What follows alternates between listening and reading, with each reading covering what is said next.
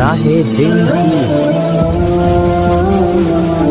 بسم اللہ الرحمن الرحیم۔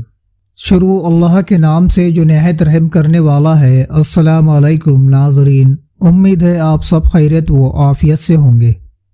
اللہ پاک سے دعا ہے اللہ پاک آپ کی جائز خواہشات کو پورا فرمائے، آمین۔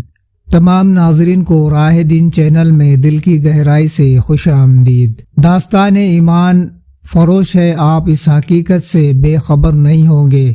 ہماری ابھرتی ہوئی نسل کا کردار معذور ہو چکا ہے، اس قومی عالمیہ کے اسباب سے بھی آپ واقف ہوں گے۔ اگر نہیں تو ہم بتاتے ہیں کہ سبب تو یہ ہے کہ بچوں کو اپنے ابواب و اجداد کی روایت سے بے خبر رکھا جا رہا ہے۔ انہیں معلوم نہیں کہ ان کی تاریخ شجاعت کے کارناموں سے بھرپور ہے۔ ان کی نشانیاں کتابوں میں بھی ان روایتوں کا ذکر نہیں ملتا۔ دوسرے سبب یہ ہے کہ ہمارے بچے اور نوجوان ایسی کہانیوں کی عادی ہو گئے ہیں کہ جن میں انتہائی لذیذ مواد زیادہ ہوتا ہے اور جن میں سنسنی خیز ہنگامہ آرائی اور جنسیات ہوتی ہے، اور جو جذبات میں ہلچل برپا کر دیتی ہے۔ یہ دراصل انسانی فطرت کا مطالبہ ہے جس سے پورا کرنا ضروری ہے، لیکن بڑی احتیاط کی ضرورت ہے۔ راہ حق کے مسافر۔ بادشاہ ایک جھوپڑے میں چھپا ہوا تھا۔ یہ واقعہ اپریل 1175 عیسوی رمضان المبارک 570 ہجری کا ہے، جب 3 مسلمان حکمران نور الدین جنگی کا بیٹا الملک صالحہ گمشدگین اور سیف الدین غازی سلطان صلاح الدین ایوبی کے مقابلے میں آئے تھے۔ ان کی پشت پناہی صلیبی کر رہے تھے۔ صلیبیوں نے انہیں گھوڑے، اونٹ، آتشی سیال کے مٹکے اور دیگر اسلحہ دیا تھا۔ صلیبیوں نے ضروری نہیں سمجھا تھا کہ یہ سلطان ایوبی کے میدان جنگ میں شکست دے۔ اصل مقصد شکست دینا اور سرزمین عرب پر قبضہ کر کے اسلام کو ختم کرنا تھا۔ فلسطین صلیبیوں کے قبضے میں تھا۔ انہوں نے مسلمانوں کی 2-3 کمزوریاں بھانپ لی تھی، یہاں تک کہ اقتدار کی ہوس، زرزن اور عیش پرستی۔ صلیبی یورپ سے توقع لے کر آئے تھے کہ وہ اپنے برتر اسلحہ فوجوں کی افاعت اور بحری جنگی قوت سے مسلمانوں کو تھوڑے عرصے میں ختم کر کے قبلہ اول اور خانہ کعبہ پر قابض ہو جائیں گے اور اسلام کا خاتمہ کر دیا جائے گا۔ مذہب کوئی درخت نہیں جسے جڑوں سے کاٹ دیا جائے تو سوکھ کر ختم ہو جائے گا۔ مذہب کسی ایک کتاب کا یا کتابوں کے انبار کا نام نہیں جسے جلا دیا جائے تو مذہب جل کر راکھ ہو جائے گا۔ مذہب عقائد اور نظریات کا نام ہے، انسان کے ذہن و دل میں محفوظ ہوتے ہیں اور انسان کو اپنا پابند کیے رکھتے ہیں۔ انسانوں کے قتل کر دینے سے عقائد اور نظریات ختم نہیں ہو جاتے۔ کسی مذہب کو ختم کرنے کا ذریعہ صرف یہ ہے کہ ذہنوں اور دلوں میں تعاش پسندی اور لذت پسندی ڈال دی جائے۔ عقائد اور نظریات کی گرفت ڈھیلی پڑنے لگتی ہے اور انسان آزاد ہوتا چلا جاتا ہے۔ یہودی اور صلیبیوں نے مسلمانوں کے لیے یہی جال تیار کیا۔ سرزمین عرب مصر میں لا کر بچھایا تو مسلمان عمرہ اس میں آنے لگے۔ ملت اسلامیہ کی یہ بدبختی ہے کہ مسلمان اقتدار اور عورت کے خاطر عقیدے قربان کر دیا کرتے ہیں۔ نور الدین جنگی اور صلاح الدین ایوبی کے دور میں یہ میٹھا زہر ہر حکمران اور عمرہ کی رگوں میں اتر چکا تھا اور صلیبی فلسطین قابض ہو چکے تھے۔ متعدد مسلمان ریاستیں ایسی تھی جن پر صلیبیوں کا قبضہ تو نہیں تھا، لیکن ریاستوں کے عمرہ کے دلوں پر انہی کا قبضہ تھا۔ صلیبی اور یہودی مسلمان کی کردار کشی میں اس حد تک کامیاب ہو چکے تھے کہ کسی مسلمان سالار کے متعلق یقین سے نہیں کہا جا سکتا تھا کہ وہ سلطنت اسلامیہ کا وفادار ہے۔ جنگی اور ایوب کے لیے یہ غدار بہت بڑا مسئلہ بن گئے تھے۔ 1174-1175 عیسوی میں سلطان ایوبی اور فلسطین کے درمیان کلمہ گو بھائی حائل ہو گئے۔ صلیبی دور بیٹھے تماشا دیکھ رہے تھے۔ سلطان ایوبی ہر میدان میں صلیبیوں کو شکست پہ شکست دے رہے تھے۔ مگر صلیبیوں نے مسلمان امراؤں کی اس کے مقابلے میں کھڑا کر دیا۔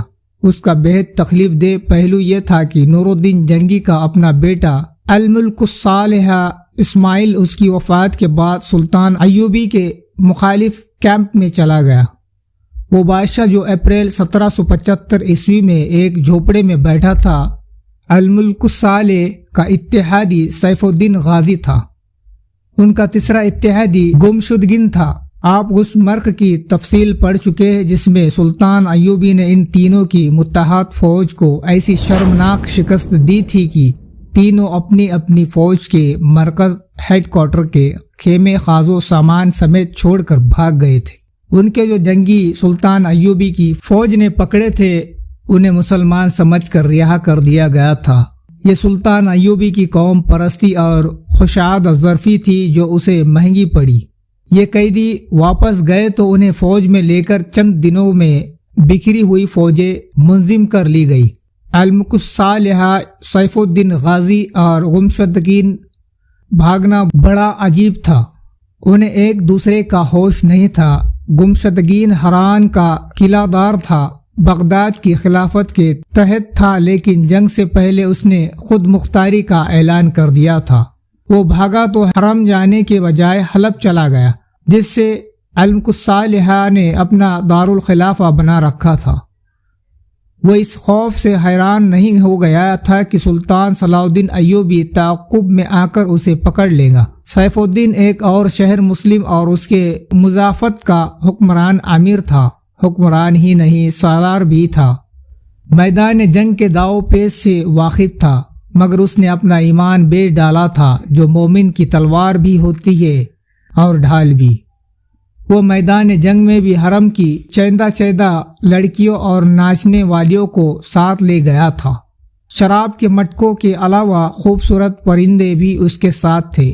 وہ عیش و عشرت کا یہ سارا سامان وہی چھوڑ کر بھاگا تھا۔ اس کے ساتھ بھاگنے والے میں اس کا نایاب سالار اور ایک کماندار بھی تھا۔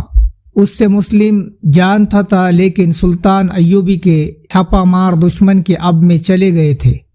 انہوں نے دشمن کی بکھری ہوئی فوج کے لیے پسپائی محال کر دی تھی۔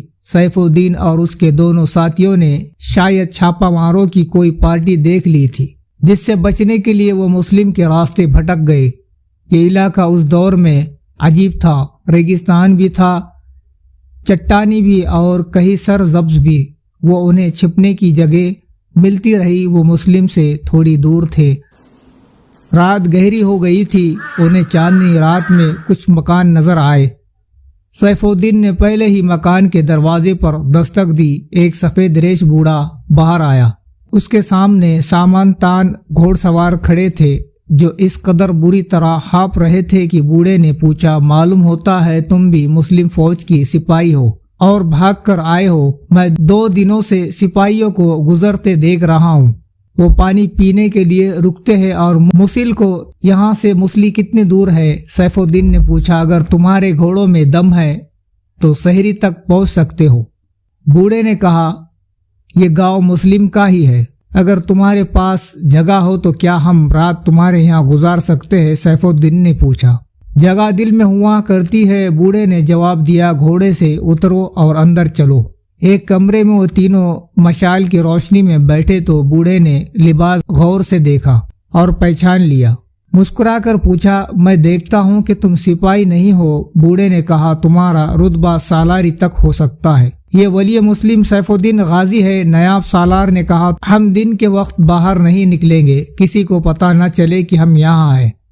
اگر کسی کو پتہ چل گیا تو تمہیں سزا ملے گی، اور اگر تم نے یہ راز چھپائے رکھا تو تمہیں انعام ملے گا، جو مانگو گے ملے گا۔ رحم والی و مسلم کو پناہ نہیں دی۔ بوڑھے نے کہا، آپ بھوکے بھٹکے مصیبت کے مارے میرے یہاں آئے ہیں، جتنے دن رہیں گے خدمت کروں گا۔ اگر آپ چھپ کر رہنے کی خواہش مند ہے تو چھپائے رکھوں گا، اور مجھے آپ کے ساتھ اس لیے دلچسپی ہے کہ میرا بیٹا آپ کی فوج میں سپاہی ہے، ہم اسے ترقی دیں گے۔ نایاب سالار نے کہا۔ ناظرین، واقعہ لمبا ہونے کی وجہ سے ویڈیو یہیں پر روک دینا پڑ رہا ہے۔ ملتے دوسرے ویڈیو میں۔ السلام علیکم، اللہ حافظ۔